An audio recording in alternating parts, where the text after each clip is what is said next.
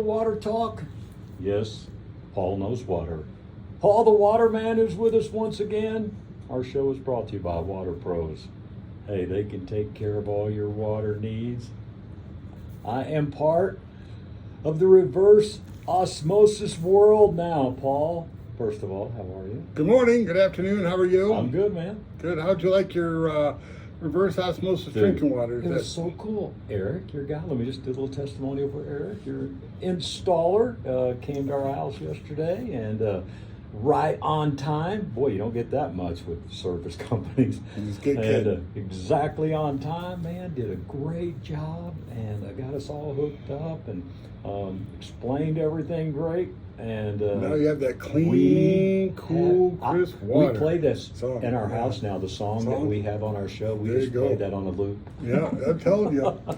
Coffee tastes better. You don't have to worry about now if you have a water issue, right, in Highland Ranch. Yes, we did a few weeks You ago. don't have to worry about that.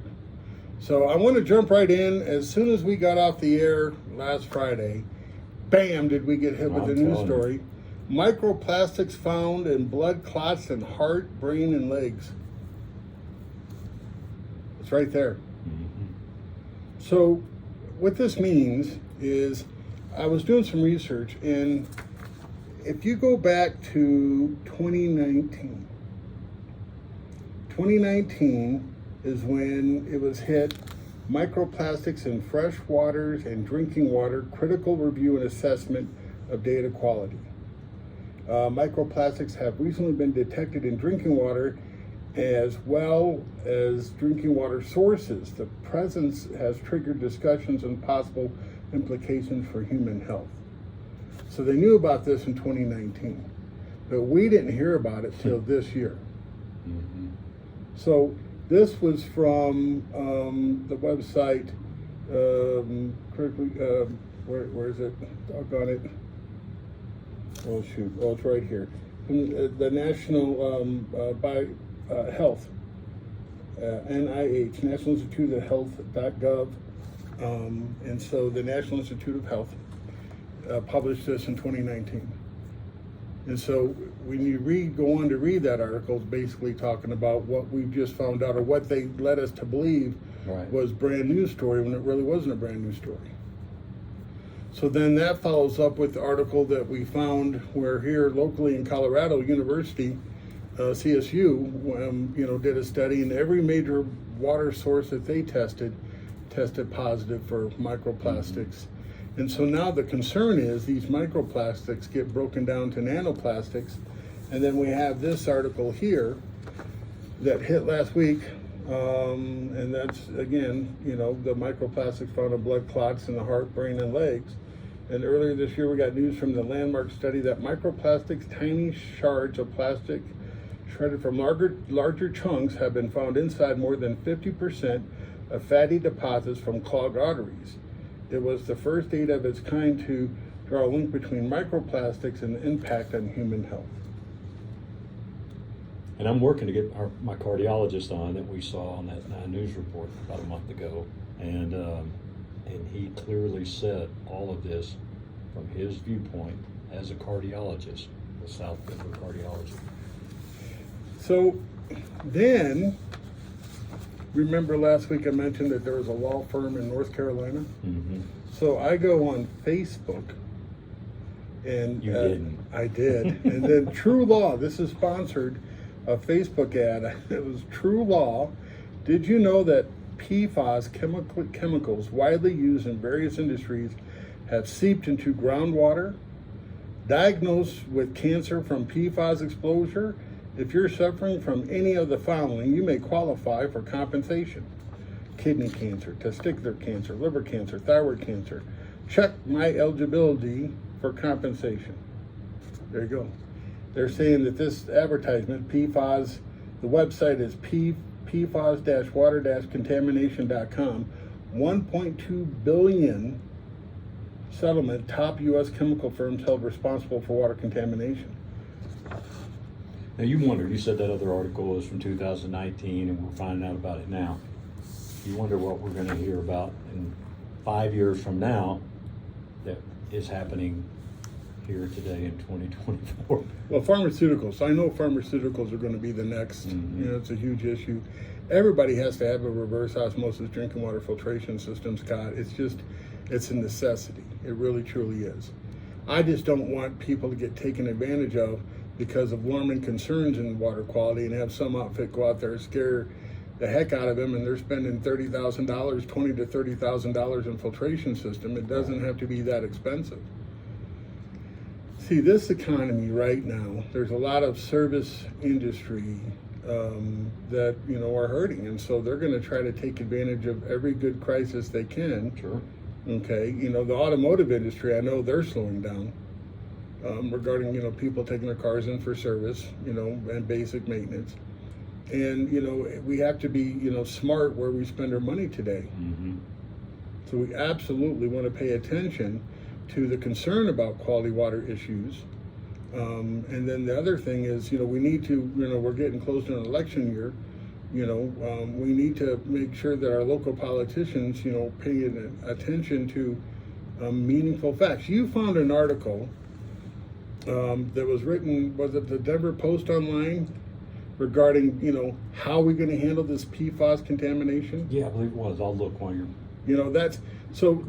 There was an article regarding PFAS, forever chemicals, and the reporter was asking, okay, local municipalities, based upon what the EPA standards are asking for, how are we going to achieve this? Mm-hmm. And that's exactly the question I was asking last year when the EPA first mandated these new standards. Right. And so it's like, how is this going to be achieved? And that's a great question. And the meaning is that because of the filter methods that are available, when you're trying to filter something on a large municipal scale, you're talking about a large volume of filtration media. So if you think about this, if you see the big holding tanks for municipal water supply, they're as big as an office building, right? Right, Just as yeah. wide and just as tall, 2 stories tall. Mm-hmm. You're going to have that size of a container with filtration media, at least 3 of them to handle the water volume that's going, so it can be filtered. But then there's only so many gallons of water that, that those, that media can handle. Then it's going to have to be maintained. So what's the plan? How many gallons of water? And the other thing is that, water treatment isn't plug and play. So you have water hardness. Water hardness is going to affect how this is handled. You're going to have, you got the total chlorine content. So there's 2 main filter medias that can work on a grand scale, and that's activated carbon and aniline resin. That aniline resin is so doggone sensitive, it can't handle hard water. So you almost have to rule that out, because, you run hard water through aniline resin and it's going to cause that resin to basically spoil or foul out. It won't do its job. And when you've got so many variations of how hard water is or isn't throughout all these different communities, how do you do one thing to fix it when you've got different types of water? Well, that's the whole thing. You can't do one thing. And then the other issue is that municipalities change, water resources or water sources. So they don't just draw from one location. They may take it from a well, groundwater. Then they may switch and take it from the Platte River, or they may switch and take it from a water reservoir. So who knows? So each one of those sources are going to have a different water quality. Mm-hmm. Won't be uniform. But the PFAS, the other issue with the PFAS contamination is that in one breath we were at 17, parts per trillion, down to 4 parts per trillion. And then after they passed the mandate on suggested guidelines of the maximum contamination level for PFAS in municipal water supply down to 4 parts per trillion, then the EPA comes out this year and says, well, actually, there's some PFAS contaminants where it should be 0. So we have what we call a global contamination issue regarding microplastics and the forever chemicals. And so with that article, that was written, in that Denver Post, the guy asked a great question. How are you going to achieve this? How is this going to be done? And then what's the process? What are we going to do with exhausted media, because it's going to be labeled hot. It's going to be for PFAS. And then think about this thing. This is pretty scary. Farmers in Michigan and Texas that buy fertilizer, think about this. They buy first. So what they do is they buy human waste from water treatment plants, and that human waste then is converted to a fertilizer that they use to spread on the hayfield, or spread on the pasture to help grow the grass. But now those the human waste was so contaminated with PFAS, Right. and that came directly out of the human body. And so now those farms are can't be used because of the contamination levels are so high, and then it goes into the cattle, and so those cattle, with their the meat's contaminated with PFAS.